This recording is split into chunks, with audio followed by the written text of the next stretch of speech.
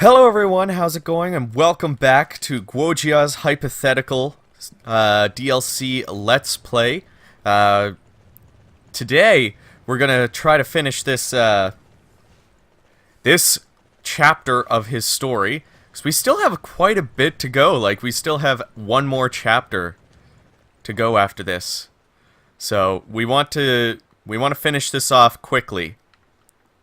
And we're gonna jump on this and go across the river. My nose is very itchy. So, some of you might be wondering, where's the new DLC Let's Plays happening? Why am I still doing this one? Because I haven't finished it yet. That's why. This is what happens when you do weekly Let's Plays. But we're gonna get through it, and I also mentioned it in the Let's Play challenge video, the God of War challenge, that I'm just gonna wait a little bit. I might do Huang Zhang's story after I'm done of this stuff, but I want to save a slot for Lu Lingqi's. Once her night outfit is available, and I have that, I might jump onto her story, provided that, you know, I have an available slot for the week. Because I want to actually finish these stories. Like, Dynasty Warriors 9 is a fairly big game when you consider how much stuff... I shouldn't say how much stuff, but how many stories you have to go through. I mean, most of them are the exact same as each other, which is the only thing that sucks. And one thing I do want to touch on, and maybe this will be the theme for today's video, is what I would like to see in Dynasty Warriors 10. And I think it could go one of two ways, and... this thought was kind of inspired by Sex Gravy's video of the same name. I believe it's still called What I Would Want to See in Dynasty Warriors 10. It's something along those lines. And, first of all, they could either go back to the classic stage-by-stage Dynasty Warriors affair, and I'd honestly be absolutely okay with that. The other thing is, they could try to make open world work in Dynasty Warriors. The only thing is, there's certain things that that they'd have to keep in mind. And what I want to touch on today, because, you know, if they go back to the classic style of Dynasty Warriors, they wouldn't have to do too much to appease the fans. Because that sort of gameplay is something that we all love. It would just be, really how they tackle the story that would matter. But if they keep the game open world, and same with if they do open world for Samurai Warriors 5, there's a few things that they would need to keep in mind. First of all, and I said this way back when they announced that it was going to be open world and that each character was going to get their own story, I had said, it would be better if each faction got their own story, kind of like in Dynasty Warriors 4, and you could switch through, between the characters. You could still continue to have only the relevant characters be playable, and when that character doesn't become relevant anymore or passes away, just before the next chapter starts, say, this character will no longer become playable, please choose another character. And you can give them the options of what characters they can play as. I think that's, the better way to go about it, because, when you provide this many stories, you want them to all be different. And if you go down that route of each story is, each character is going to get their own individual story, then you absolutely have to make sure they're different enough to, really make the player want to play through all of those stories. Because otherwise, yeah, they could still play through those stories, but they're not going to care. Like, I'm going to play through the stories and take my time with them here on the channel, but if I play a story outside of this channel, I'm not going to care about it. I'm just going to go for each mission that I really need to go for, and that's it. If I can, I'll do what I did with Liu Bei's story. All I wanted to do was unlock his bearded outfit, and I literally just went to the final mission, killed whoever I needed to kill to move on to the next mission. That was it. I keep hitting R1 and A to try to summon my horse. How far away is this? Not too far. This is the next... Yes. So before I started the episode, I made a little bit of a plan. I was going to attack here, then attack here, and then I was going to go over here. So we're going to try to get all of that done in this episode. Hopefully we can get it all done, and yeah. But back into, like, what you would want to do with Dynasty Warriors 10. The other thing that Sex Gravy kind of brought up in his video was, the importance of hypotheticals. Because when you're putting out literally the exact same story every single time, yes, there are some variances in the way that the story is told, but Koei needs to start taking a lot more creative freedom with the characters that they've created, because, like, sure, there are certain things that these characters are based off of in history, but for the most part, these are the characters that Koei has created. And they chose, at least in this one, to try to focus a lot more on the history and not deviate too much from that. And that's where a lot of the story kind of fell apart. And that's mostly because, like, the characters that they've built are not historically accurate. They have some historical characteristics, but they have a lot of anime tropes that they really should be playing up on. And the tropes that they have are also just one-dimensional as well. So, like, some of the characters that we haven't been developed enough, and, like, they're not in the history, like Shushu, enough to get much character development. So, like, they're really dropping the ball on their own creation, and that's kind of disappointing to see, because there's so much potential for Dynasty Warriors to become a series that everybody can be like, oh, I have this favorite character from this dynasty, and so on and so forth. And here's the reasons why, and I really like their character arc, and you have that, but not every character has that sort of arc that you can really connect with and develop. So, I don't know. I think that an open world Dynasty Warriors 10 could be a thing, but they're really gonna have to push the boundaries of what they've done previously if they continue to do that, and even if they go back to the classic Dynasty Warriors style, hypotheticals are gonna need to be something that they take more care with, because, like, when they start to do the hypotheticals, and when they really start to show the characters that they've created, not necessarily the historical characters, that's when I enjoy Dynasty Warriors most.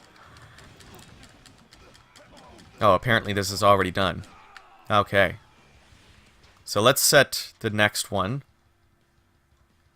We might need to actually go here. Oh, no. Yeah, we might need... Oh, jeez. Okay. Actually, you know what? I'm gonna fast travel, because screw this. No, let's fast travel to the closest one. Because I'm not going to put you guys through that much torture. Alright.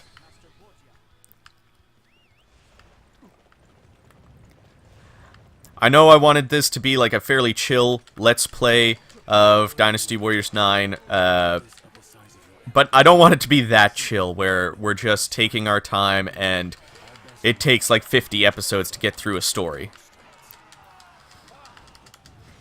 So we're gonna at least finish this chapter in this episode. That's gonna be the big thing. I want to finish this chapter.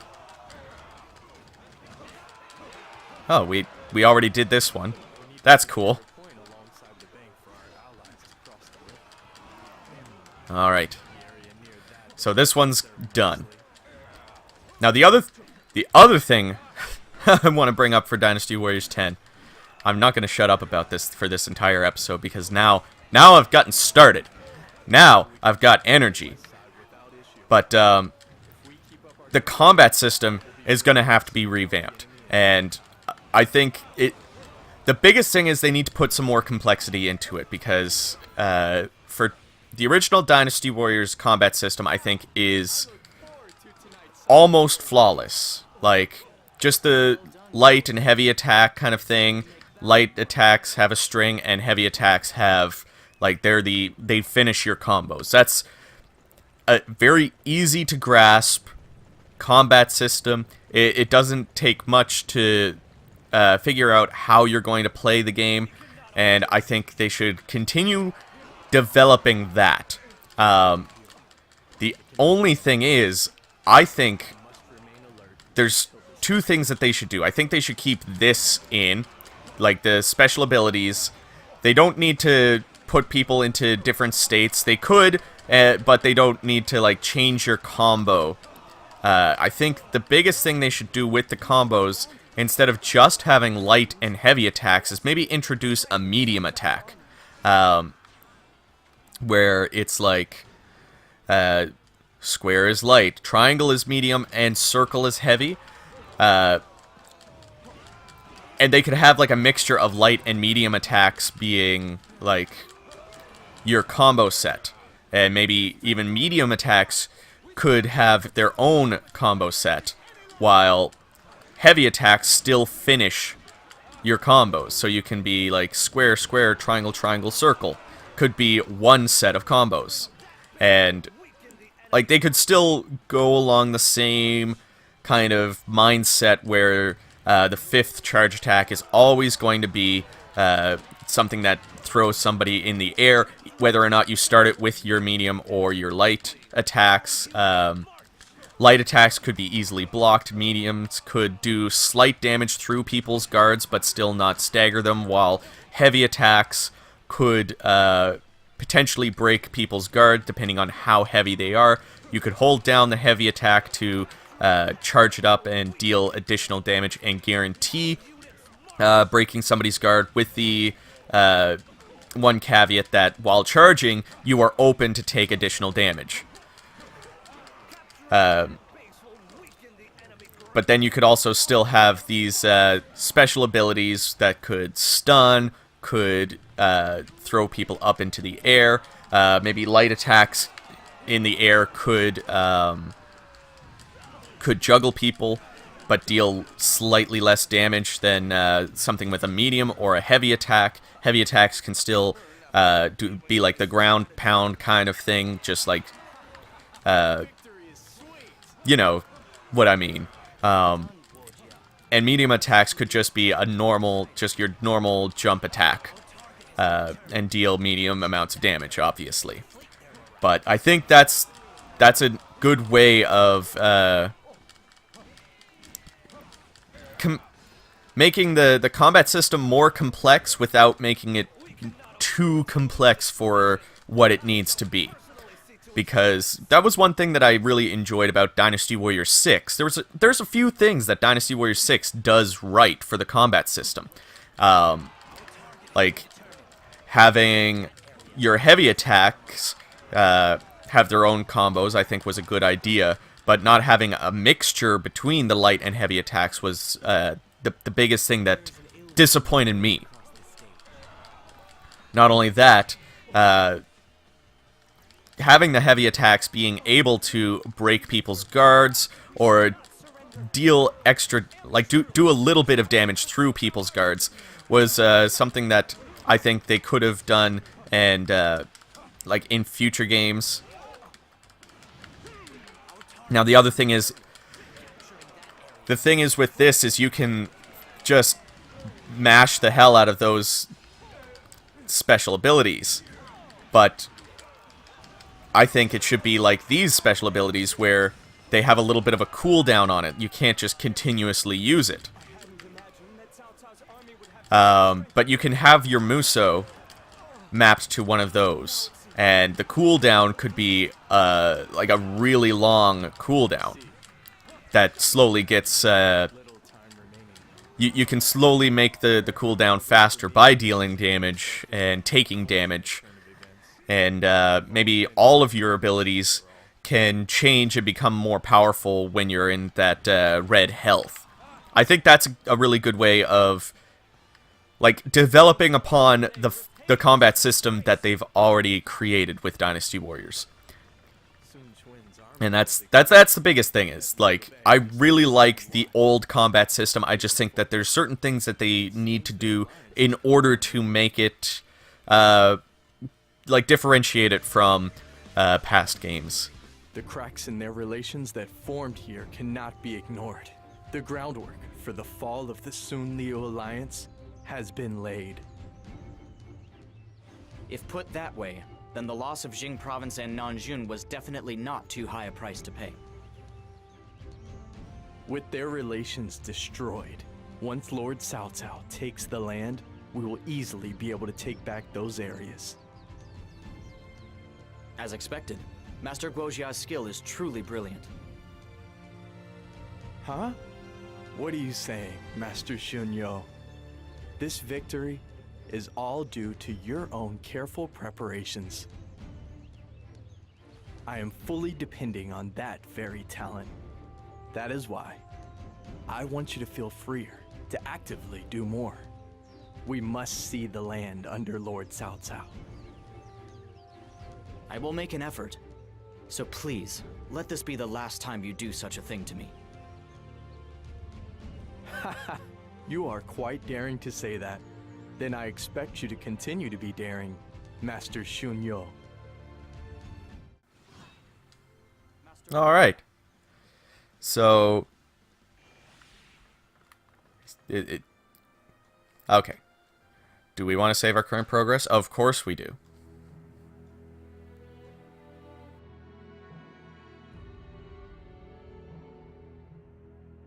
After seeing that the Sun Quan army's forces had been whittled down enough, Cao Cao withdraws to Nanjun.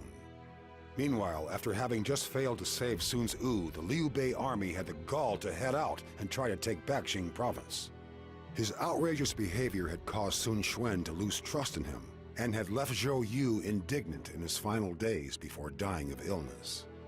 Cracks had begun to form in the Sun-Liu alliance. Guojia's plan had been a brilliant success. However, Zhou Yu was yet to prove himself as a capable commander. Before his death, he approached Ma Teng, who had criticized Cao Cao as being a usurper after hearing that he had declared himself Duke of Wei. For the assault on Nanjun, he suggested that his army invade Xuchang, which had been only lightly guarded. Yet such a move was merely another step on the path that Guojia had envisioned. Alright, so once we get done of all of these conversation pieces, we're going to save the game, and we're going to call it an episode. And I think this was a good discussion for Dynasty Warriors 10. And of course, leave your thoughts on what you guys would want to see in Dynasty Warriors 10, and what you think of my combat system down in the comments below. Yeah, I'm just talking through this loading screen because they tend to take a long time. Master Shunyu, have all the guests arrived in Xuchang? Yes. Some of Ma Teng's men from Liang province have already made their way in. As it was Master Guojia's orders, I was going to let it go. But are you sure this is the right thing? Of course. We need Ma Teng to feel that he has the advantage, so that he will bare his fangs against Lord Cao Cao. My lords, it's urgent! We have reports that Liang troops are causing problems within Chucheng. Just as expected, right? Our preparations to receive them are complete. Shall we go and meet them?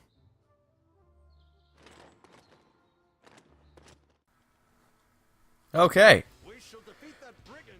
So, yeah, let's save the game. We can't save the game. Oh well. Next time we start up the episode, we're going to be right here, so that doesn't matter. We saved before this even started. I'll just have to skip through those cutscenes one more time. Anyways, everybody, thank you so much for watching. Don't forget to give the video a like and subscribe for more, because there's Let's Plays every Monday and Wednesday and challenges every Friday. And if you have a Let's Play challenge for me, you can leave it down in the comments below. You can tweet at me with the hashtag #ChallengeChris, or you can join the Discord group where there's a link in the description below, and there is a channel in there where you can submit challenges as well. Special thanks goes out to the guild members and officers that you see on screen right now. They've been helping to support the channel via Patreon, and if you'd like to join them at the end of every single video, you can get your name in there for just $1 a month, and that also gives you access to the guild-only Discord chats as well. So, with that being said, thank you again to the guild, thank you all, and I will see you down in the comments.